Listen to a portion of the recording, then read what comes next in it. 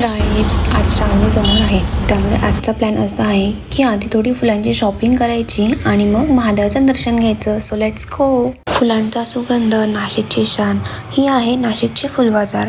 इथे सगळे फुलं खूप फ्रेश असतात. रंग आणि सुगंध फुल माइंड फ्रेश करून टाकतात.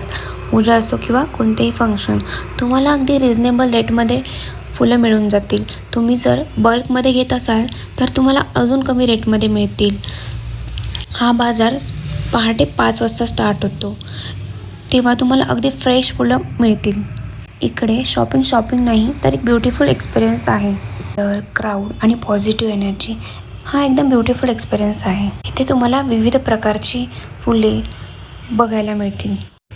पूजेसाठी लागणारे बेलाचे पान, दुर्वा, केळीचे पानं हे सगळे साहित्य तुम्हाला तिथे मिळून जाईल. मन प्रसन्न करून टाकणारा असा हा एक प्रवास आहे. बाजारातून आम्ही सोमवारच्या पूजेसाठी लागणारे साहित्य, बेलपत्र, फुले आम्ही विकत घेतली. जी खरेदी झाल्यानंतर आम्ही गंगेच्या दिशेने जाण्याचे ठरवले.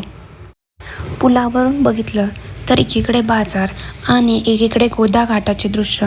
हे दृश्य डोळ्यांना अतिशय सुखद वाटणारे आहे. थोडा वेळ पुलावर घालून आम्ही महादेवाचे दर्शन घेण्याचे ठरवले.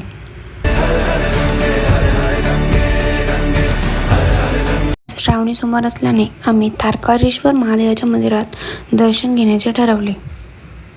श्रावणी सोमवार असून देखील तेथे अजिबातही गर्दी नव्हती. अत्यंत शांततेपूर्वक आमचं दर्शन आणि पूजा संपन्न झाली. महादेवाचे दर्शन घेऊन आम्ही गोदा घाटावर निघालो. नाशिकमधील गोदावरी पात्रात एकूण प्राचीन 17 कुंड आहेत. त्यापैकी रामकुंड, सीताकुंड हे पवित्र कुंड आहेत. गोदावरी नदीच्या काठावरच नाशिकमध्ये कुंभमेळा भरतो. देशभरातील साधू, संत, महंत व भाविक स्नानासाठी येतात. म्हणूनच गोदावरी गंगे इतकेच महत्त्व आहे. 14 वर्षाच्या वनवासात प्रभू श्रीराम, सीतामाता आणि लक्ष्मण काही काळ नाशिकमधील पंचवटी येथे राहिले. तर असा होता आजचा दिवस. महादेव, गंगा आणि मनाला मिळालेली शांतता. व्हिडिओ आवडला असेल तर लाईक आणि शेअर नक्की करा. असेच नवीन व्हिडिओ बघण्यासाठी फॉलो करायला विसरू नका.